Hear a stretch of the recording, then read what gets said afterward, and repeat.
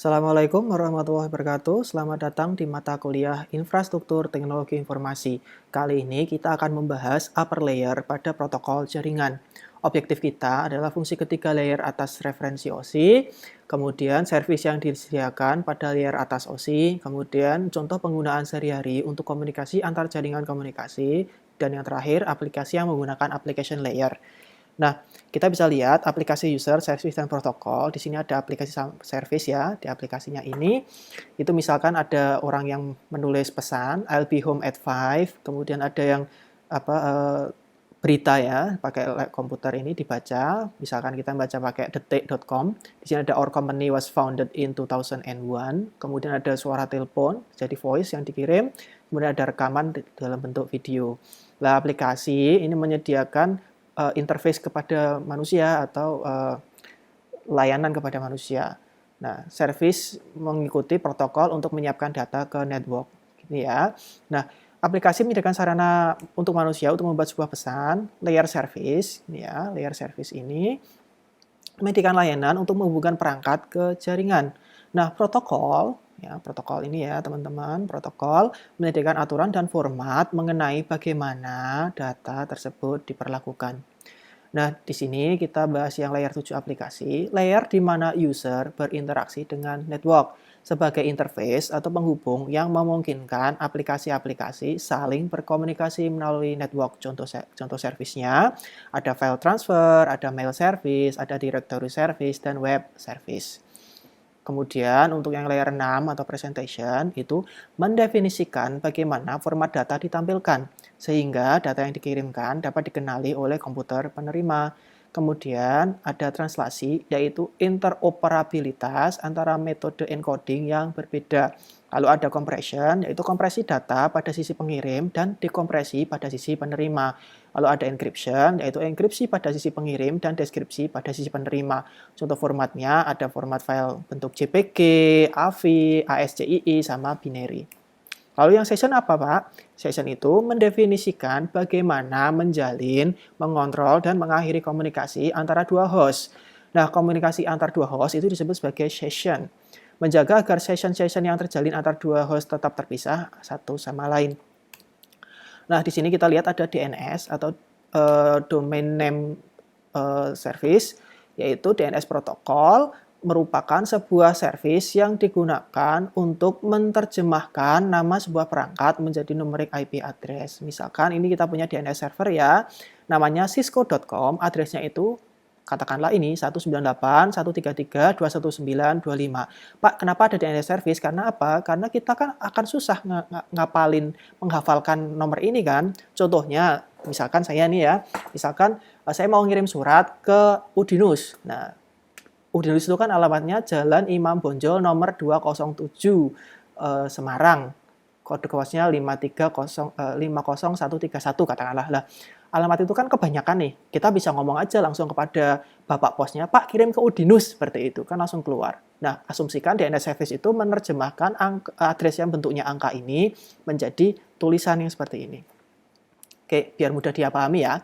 Oke, lah DNS service dan protokol itu mudah penggunaannya, konsisten, karena apa? IP address sebuah komputer bisa berubah, tapi hostname tidak berubah. Contohnya, kalau misalkan Udinus ternyata pindah ke ke daerah Ngalian katakanlah, kan dia ngomong Pak Udinus Pak, sementara yang Udinus yang daerah Imam Bonjol ini sudah tidak dipakai katakanlah. Jadi kan tetap namanya kan tetap ada meskipun alamat fisiknya sudah ganti. Seperti itu.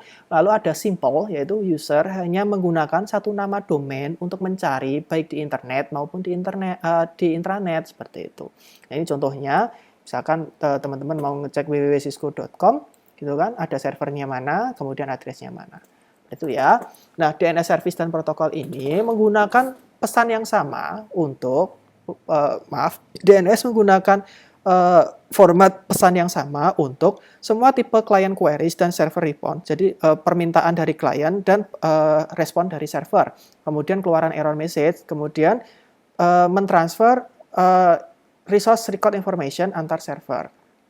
Jadi di sini kalau DNS service ada header, ada question-nya, ada answer, ada authority-nya, dan ada additional-nya.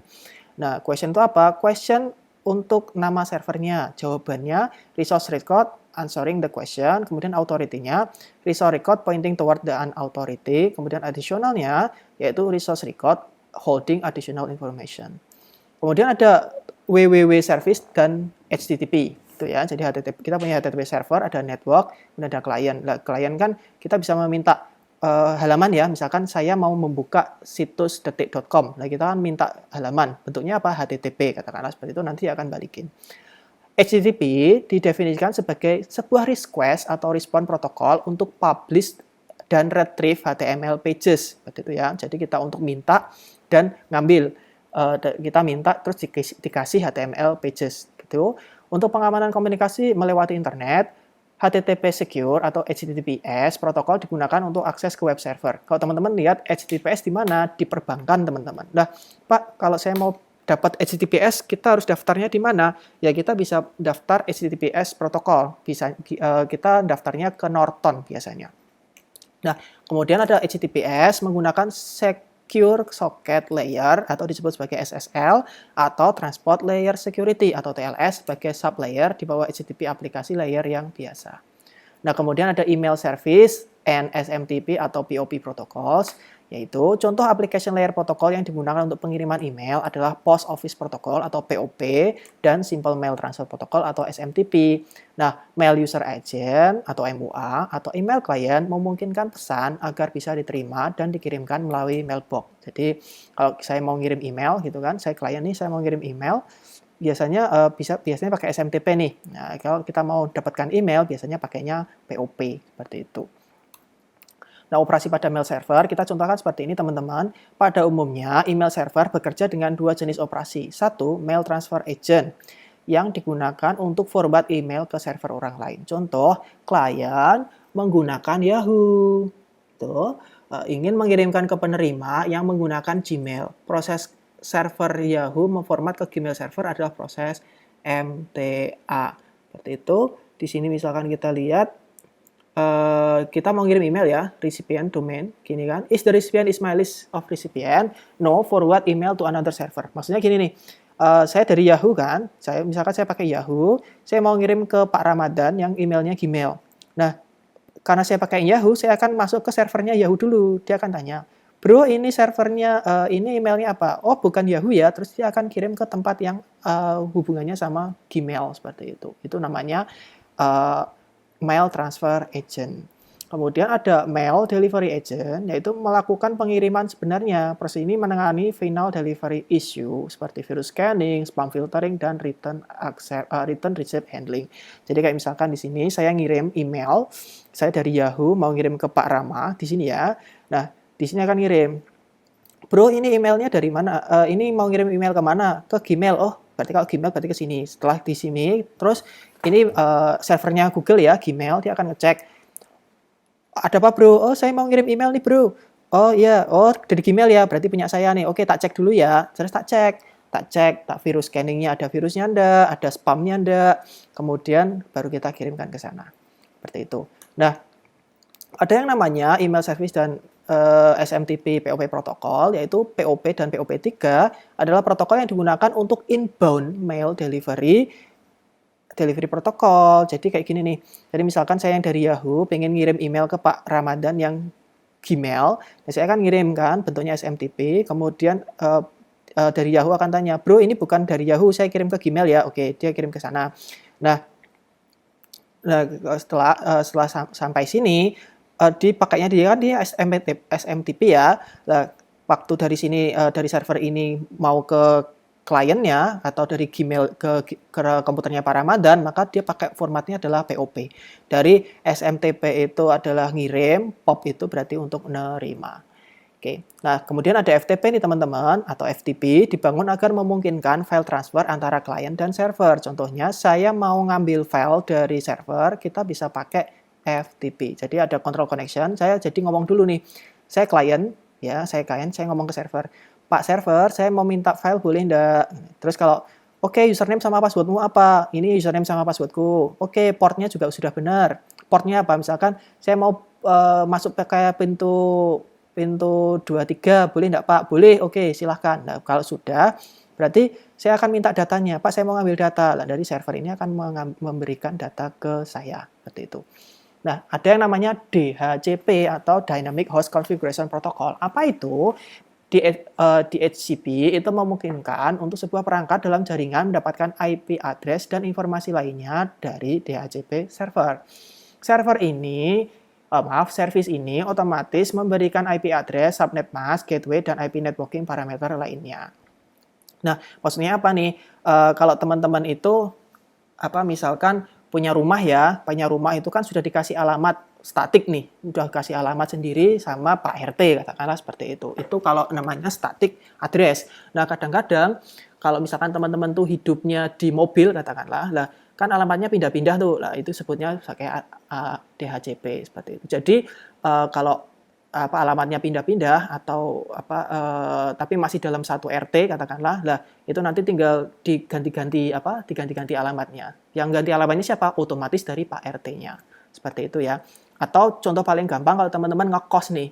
Ngekos itu kan misalkan teman-teman dapat kamar 1, lah terus kemudian alamatnya berarti kamarnya 1 ya. Lah terus kemudian teman-teman itu pengen pindah ke kamar atas ya.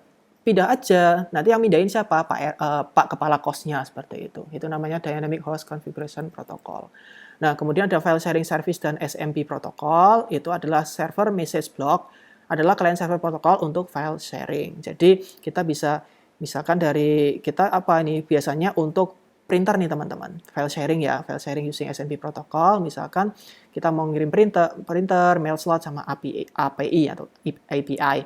Nah, di sini misalkan di sini printer kan, kita mau ngeprint nih, misalkan saya mau ngeprint kemudian respon, kemudian printernya akan ngeprint sendiri. Nah, SMBI adalah client server request respond protocol. Server di sini kan dapat membuat resource-nya available kepada klien pada jaringannya. Jadi misalkan kamu mau ngeprint enggak? Oh ya, saya mau ngeprint. Nah, terus ini server akan ngeprint seperti ini. Oke, ada telnet service dan protokol, yaitu telnet digunakan untuk remote login ke sebuah perangkat dalam jaringan. Koneksi telnet disebut juga virtual terminal session. Misalkan seperti ini ada virtual terminal. Misalkan telnet menyediakan cara untuk menggunakan komputer terkoneksi lewat network untuk mengakses alat-alat network seperti keyboard dan monitor yang terkoneksi dengan kita sendiri. Jadi kalau telnet itu kayak kita koneksi ke komputer kita pakai komputer yang kita di sini. Jadi saya mau saya mau jalankan komputer ini pakai komputer saya. Konsepnya seperti itu. Baik, untuk bagian ini sudah selesai. Terima kasih. Assalamualaikum warahmatullahi wabarakatuh.